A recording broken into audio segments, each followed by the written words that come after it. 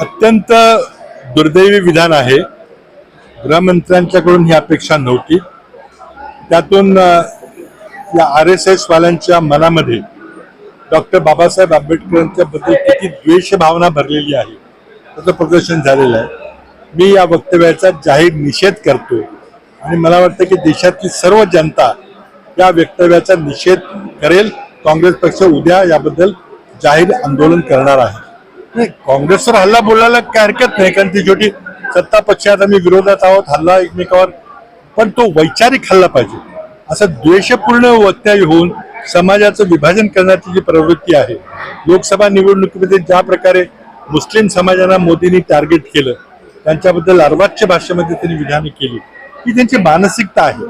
त्यांना या देशामध्ये पुन्हा वर्ण व्यवस्था आणायची आहे. त्याचं उदाहरण आज अमित शहाचं आजचं वक्तव्य हे मी मानतो.